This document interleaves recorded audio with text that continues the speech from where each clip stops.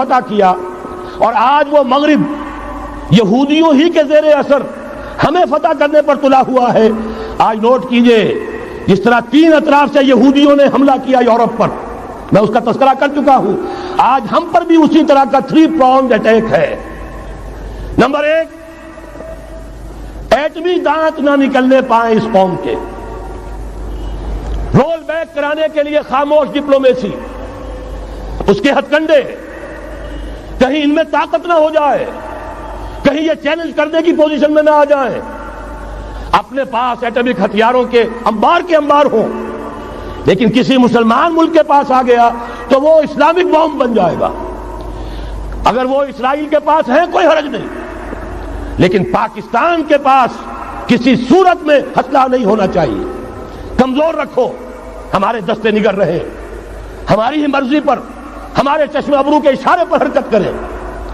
Number 2، اباحیت، بے حیائی، عریانی، فحاشی، اس کا سیلاب اور سب سے بڑھ کر خاندانی نظام کو برباد کرنے کے لیے یہ بہبود آبادی کا پروگرام.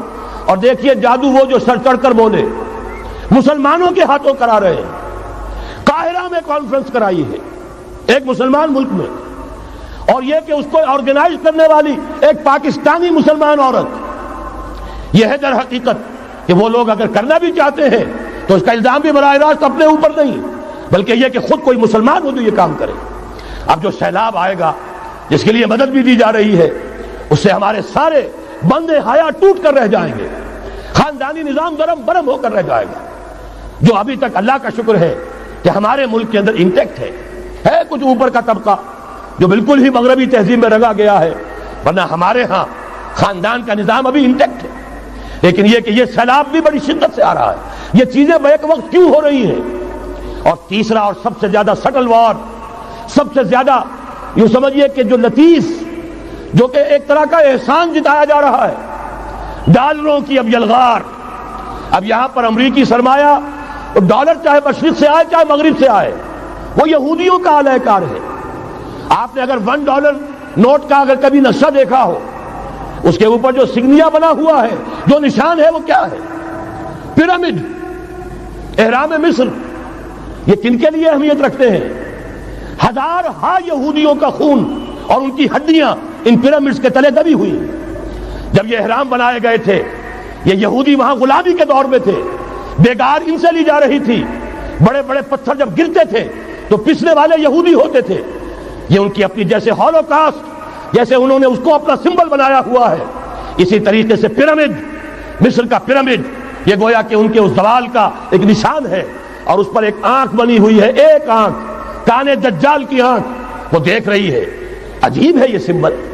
نیچے لکھا ہوا ہے نووس آرڈو سکلورم، اور یہ در حقیقت 1776 جو نیچے لکھا ہوا ہے وہ رومن حروف کے اندر یہ 1776 ہے، جو میں بتا چکا ہوں آرڈر آف ایلومیناٹی وساپ نے قائم کیا تھا. عام دنیا یہ سمجھتی ہے کہ شاید یہ امریکہ کا یوم آزادی ہے، سن آزادی ہے. 1 مئی اس آرڈر آف ایلومیناٹی کی تاسیس 1 مئی کو ہوئی ہے. یہ 1 مئی جو منایا جاتا ہے، دھوکہ یہ دیا گیا ہے کہ یہ شکاگو کے جو مزدور ہیں ان کی یادگار ہے. حقیقت میں یہ 1 مئی اور 1776 آرڈر آف دی ایلومیناٹی کی تاسیس کی تاریخ ہے. یہ تمام معاملہ سمجھ لیجئے. ڈالر در حقیقت ہم نے ابھی تازہ ندائے خلافت میں نعیم صدیقی صاحب کی نظم شائع کی ہے، 45 برس بلکہ شاید اس سے بھی زیادہ عرصے کی پرانی نظم ہے جو ہم نے شائع کی ہے. ڈالر میرے اس دیش کو ناپاک نہ کرنا. اور میں تو انہیں داد دیتا ہوں، جو کچھ انہوں نے، شاعر کہتے ہیں اس کو جو صاحب شعور ہے، اس صاحب شعور نے جو مشاہدہ کیا ہے کہ ڈالر آئے گا تو کیا آئے گا ہمارے ہاں، اس کے پوری داستان اس تازہ ندائے خلافت میں ہم نے نہ معلوم کہاں سے اس کو کھود کر نکلوایا ہے. ہم ان کا احسان مانتے ہیں کہ انہوں نے اپنی یہ پرانی نظم، اب ان کی جماعت تو سب بھول بھال گئی ان چیزوں کو، اسی لیے وہ اسے تج کر باہر بھی اب آ گئے. بہرحال ہمیں تو ان کی ایک ایک چیز جو ہے، مجھے تو وہ شعر آج کا اگر آپ نے جنگ کا میرا کالم پڑھا ہو، میری تو فکر کے اندر رچ بس گیا ہے.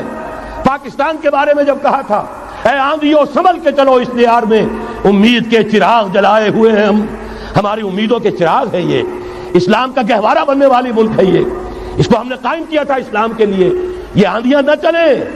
اس ملک کو ہم نے اسلام کے چراغ جو ہے ہم نے اس میں روشن کیے ہوئے ہیں. اے آندھیوں سنبھل کے چلو, اس دیار میں امید کے چراغ جلائے ہوئے ہیں ہم. بہرحال یہ تیسرا سیلاب ہے, ننگی سرمایہ داری, جس کی پھر لعنتیں ہوتی ہیں. ایک طرف فقر, ایک طرف احتیاج, ایک طرف بھوک, ایک طرف دولت کے انبار. پہلے بھی ہمارے ہاں فرق کم نہیں ہے, لیکن اب جو ہوگا اگر یہ بات پوری ہو گئی تو وہ ننگی سرمایہ داری, اور سرمایہ داری ہی در حقیقت یہود کا سب سے بڑا ہتھ کنڈا ہے. یہ بینکنگ کا نظام, یہ سارا کا سارا سودی نظام, یہ IMF, یہ ورلڈ بینک, یہی تو ان کے سب سے بڑے ادارے ہیں. تو واقعہ یہ ہے کہ تین طرف سے ہم پر حملہ ہو رہا ہے. اور یہ سود کے بارے میں کیا کہا تھا اقبال نے, اضربا آخر چمی زائد فتن, اس سود کے ام الخبائث کے پیٹ سے سوائے فتنوں کے اور کیا برآمد ہو سکتا ہے. کس ندانت لذت قرض حسن, کسی کو قرض حسنہ کی لذت یاد نہیں رہی. بغیر سود کے قرض دو. تمہارے پاس فاضل رکھا ہوا ہے, کسی بھائی کو دو کہ وہ اپنی معاشی گاڑی کا پہیہ چلا لے, پھر اصل واپس لے لینا. اگر اتنی ہمت نہیں ہے کہ ان تصدقوا فهو خیر لکم, صدقہ ہی کر دو تو سب سے اچھا ہے, دے ہی ڈالو اپنا فاضل سرمایہ. یسألونک ماذا ينفقون قل العفو, مت رکھو اپنے پاس, یہ گندگی ہے. لیکن اگر بڑے ہی کم ہمت ہو تو کم سے کم قرض حسنہ دو, اپنی اصل رقم واپس لینا. کسند آنت لذت قرض حسن, اضربا جاں تیرا دل چو خشت و سنگ. اس لیے کہ سود کے ذریعے سے انسان کے اندر تاریکی پھیل جاتی ہے. دل جو ہے اینٹ کے مانند, پتھر کے مانند سخت ہو جاتا ہے, کٹھور. ثم قست قلوبکم فہی کالحجارۃ او اشد قسوہ. آدمی درندہ بے دندان و چنگ, اور انسان بغیر اس کے کہ بھیڑیوں والے دانت ہوں اور بھیڑیوں والے پنجے ہوں, بھیڑیا بن جاتا ہے.